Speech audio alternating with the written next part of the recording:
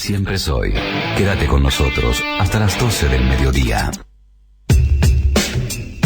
Vamos a saludar a un amigo de la casa, que siempre es interesante conversar con él, a propósito de la visita que hizo el presidente Alberto Ángel Fernández al Papa Francisco. Vamos a hablar con el sociólogo y doctor en sociología por la Escuela de Altos Estudios de Ciencias Sociales de París, Fortunato Malimachi. Fortunato, buenos días. Daniel Tonietti, Raúl Rulo de la Torre, el profesor Viñeski, te saludamos. ¿Cómo estás? Muy bien, una alegría de escucharlos a los tres juntos. Muchas gracias, Fortunato. La alegría es nuestra de escucharte a vos. No, por favor. El análisis de lo general a lo particular de la visita de Alberto Fernández al Papa Francisco.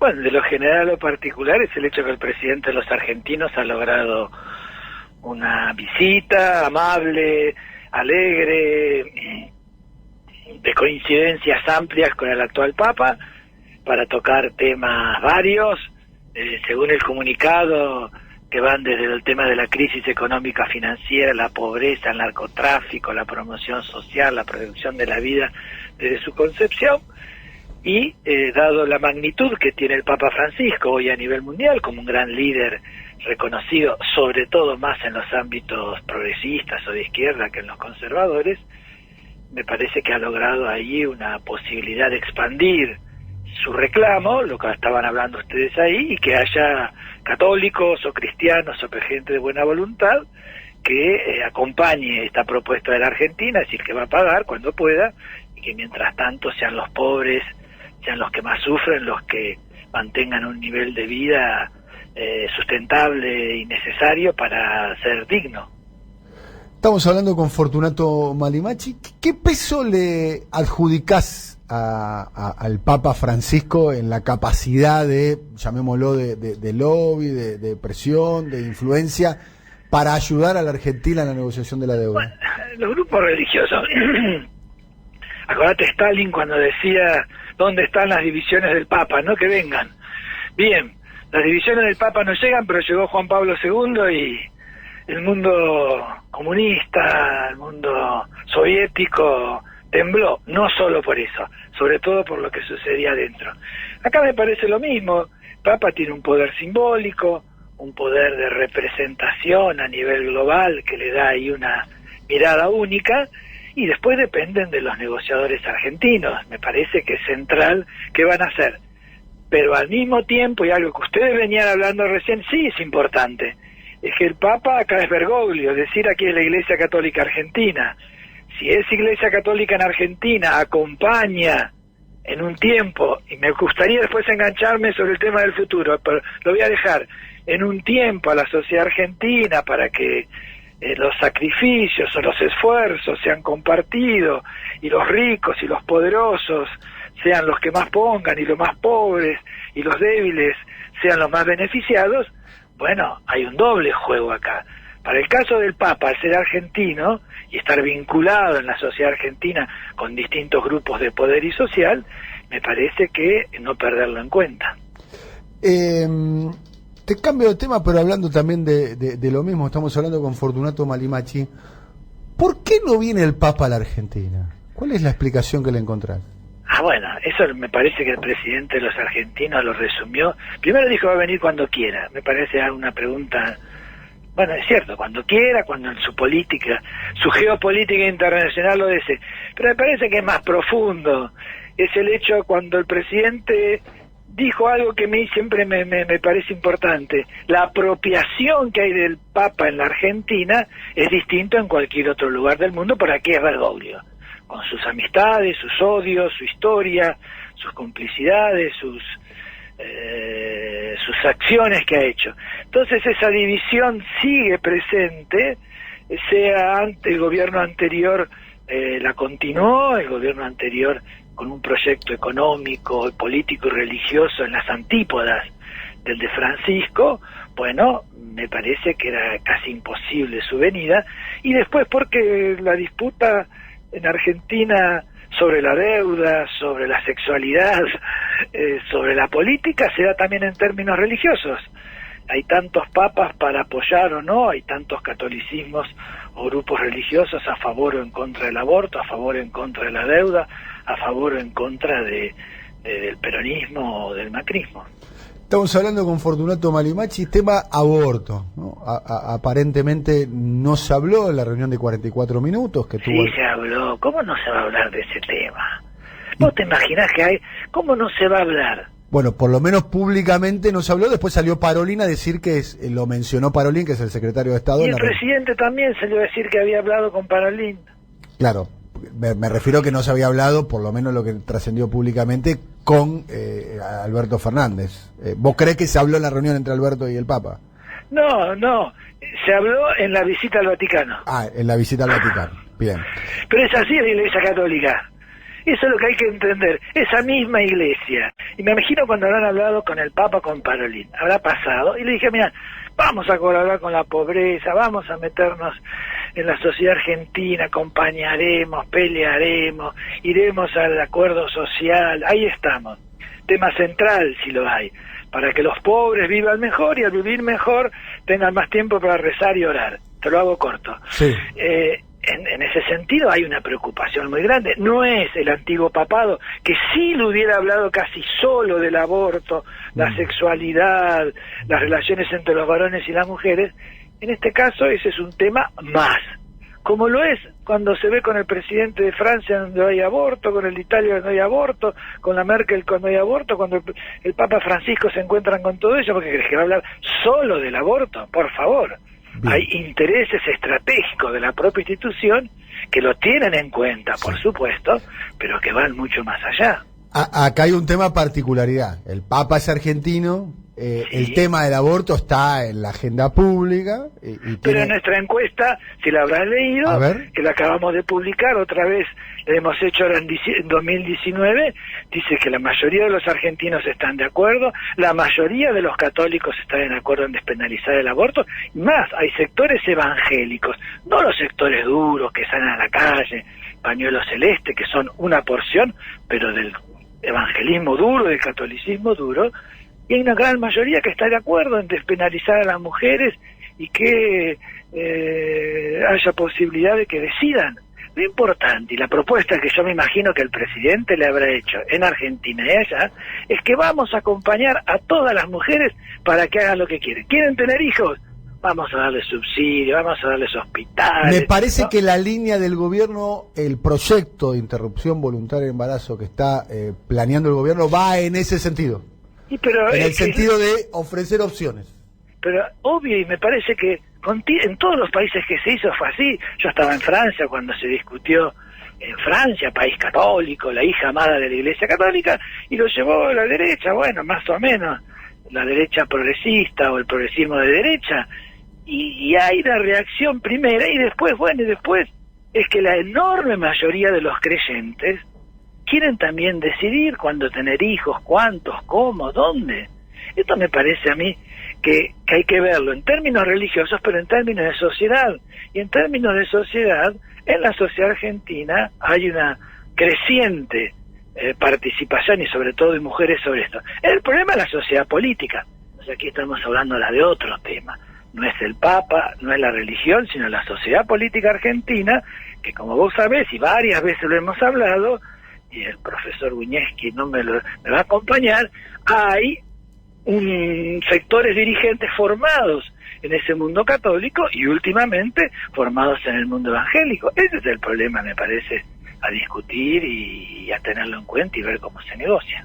Hola, Fortunato, ya que me mencionaste te voy a hacer una pregunta. ¿Cómo te va?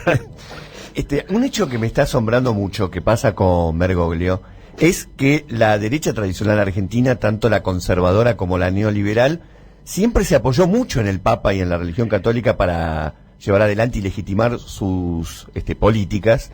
Y con este Papa lo que está pasando es que más bien son hostiles. Es como si la identidad conservadora estuviera por encima de su identidad católica. Bueno, eso es lo interesante cuando llego de poder simbólico. Es difícil estar en contra de un Papa.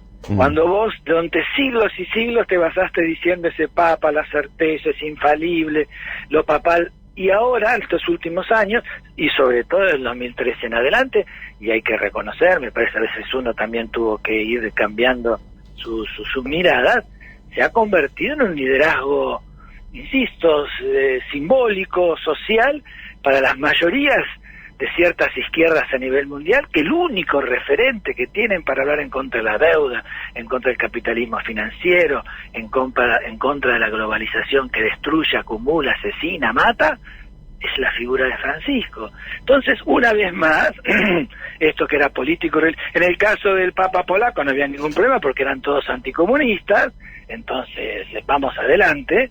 En este caso, dado que hay esas posturas, obvio, hay una derecha católica y una derecha conservadora y una derecha económica que lo destruye. Digo, hay que leerla, bueno, la leerás, la verás, que demuestra que los límites entonces son también económicos, también geopolíticos y religiosos al mismo tiempo. Muy interesante el diálogo que estamos teniendo aquí con Fortunato Malimachi. Hay muchos oyentes que lo están destacando, que se comunican con nosotros al 11 3200 0530. Quiero aprovechar la oportunidad de conversar con vos, Fortunato, para preguntarte cuál es la foto actual, si ponemos un dron sobre las comunidades religiosas en la Argentina, de los evangelistas, de los evangélicos. Bien, los evangélicos primero en plural, y tenemos que acostumbrarnos a hablar en plural, así como se habla de peronismos y de periodistas evangélicos, porque si no hay una estigmatización o hay una mirada reduccionista que no nos ayuda a comprender. Hay diversidad de evangélicos, esos evangélicos en Argentina vienen creciendo, han pasado de la encuesta que hicimos en el 2008 de un 9% a un 13-14%, ahora en el 2019, es importante. En ese mundo evangélico hay una diversidad enorme de grupos, lo que le da fuerza y lo que le da debilidad. Entonces hay algunas asociaciones que quieren representarlos, hay 2 o 3, Asiera, que es más del mundo pentecostal, la Falle, que es más del mundo del protestantismo histórico, PASEP, hay una de comunidades de pastores. Parece que todo ese mundo está muy disperso y ahí hay entonces sobre ciertos temas el mundo, el pueblo evangélico encuentra a veces respuestas fuertes sobre el tema de la drogadicción, hay comunidades terapéuticas muy importantes, sobre la música, el rock evangélico. Espero que algún día hagas un programa.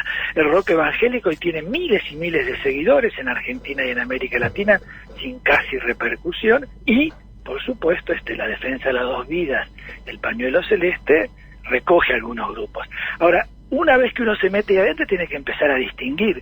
La Iglesia Universal del Reino de Dios, esta que acompaña a Bolsonaro, que tiene tanto poder en Brasil, que tiene templos aquí en Argentina, es una iglesia de tránsito. ¿Qué quiere decir? No es un lugar en el cual la gente participe, se identifique. Por ejemplo, en las campañas contra el aborto, la Iglesia Universal del Reino de Dios casi no participó en Argentina.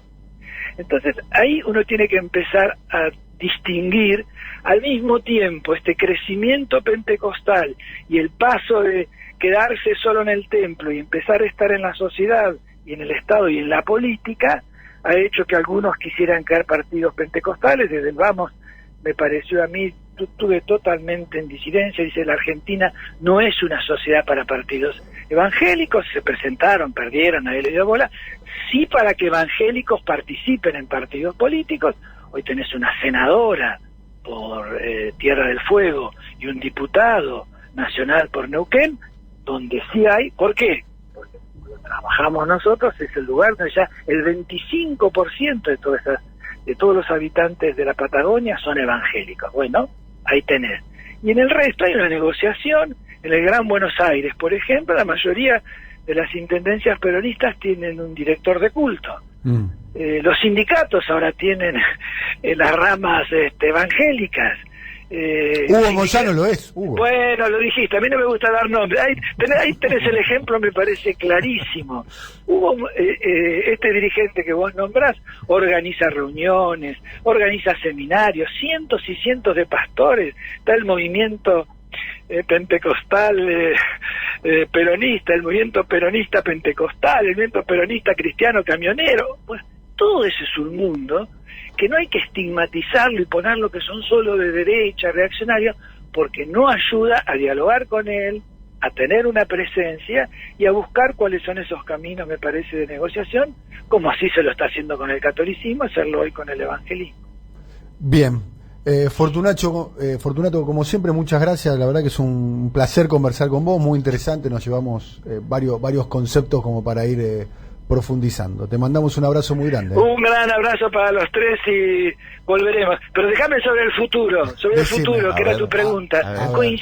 Coincido ampliamente sobre ese futuro, pero para eso hoy yo sí me sumo, y a unos amigos que leí ayer otra vez, hay que hacer una enseñanza muy fuerte de todo lo que fue el macrismo, lo que destruyó el macrismo, quién se llevó el dinero, dónde está, para que ese futuro entonces lo vayamos construyendo desde hoy, diciendo quiénes son los responsables y empezar a ponerle nombre y apellido a los responsables. Yo hago una pregunta a la cual no tengo respuesta, lo digo sinceramente. Se la pregunté a Rulo, que es el especialista en el tema de economía, el tema de deuda. Digo, ¿cuáles son los mecanismos que tenemos nosotros como sociedad organizada para evitar que vuelva a pasar lo que pasó durante los 4 años de macrismo? Que venga un gobierno y en 4 años pasemos de ser el país. Pero yo voy a repetir a una expresidenta, hay que haber una cultura de desdolarizar, una cultura de que vivir con los recursos propios y pedir, pero no con todo lo que viene de afuera, el control que se haga de los dineros de las empresas y de los argentinos que estén afuera y que estén adentro. Todo eso me parece que es una cultura que ya hay que empezar a hablarla, decirla y ponerla, porque ¿quién se llevó los 100? Yo leo todos los días, 100.000 millones de dólares se fueron. ¿Quiénes? ¿Dónde? ¿Cuándo? ¿Cómo? Claro. Si no lo decimos eso al conjunto de la sociedad argentina, y que hay que decirlo 1000 veces con las radios comunitarias, con el papel, con el carbón, en la universidad, en la 530, porque si no, ojo, esa cultura hay que alimentarla, hay que darla, hay que disputarla. Eso es lo que a mí me parece. Y entonces vendrá, ahora déjame hablarte en otros términos, es el tema de la cultura judeocristiana. Está hecha de promesas, está hecha de esperas, está hecha de sacrificios, pero también quiere paraísos. Quiere paraísos que sean tocables, que sean vivibles.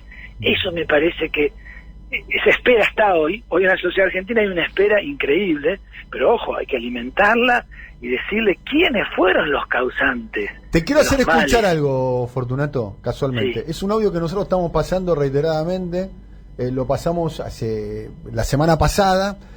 Son audios que los vas a identificar rápidamente, porque son testimonios de quién es hoy el presidente de la nación y de quién es hoy la vicepresidenta de la nación, sí, en medio del periodo electoral. Esto decían, escúchalo. No puedo dejar de asombrarme. Yo no sé en qué país vive Macri, francamente lo digo. Presidente, por ahí no se enteró, pero de los 39.000 millones de dólares que nos dio el fondo, se fugaron 30.000. Se lo llevaron sus amigos, presidente, y algún día le va a tener que explicar a la Argentina dónde se fueron esos dólares. Esos dólares no están en puentes ni en viviendas, se lo llevaron sus amigos, presidente. Esa es la única verdad. Ya es hora de que deje de mentir, nos mintió hace 4 años, no sigue así. Esta es una tarea dura la que va a venir, han devastado el país, hemos retrocedido en apenas 4 años. Creo que vamos a tener que saber en qué se fue la plata de endeudamiento que se ha tomado en estos años. Sí, claro. Bueno, testimonio de Cristina, testimonio de Alberto, reciente además, ¿no? No estamos hablando...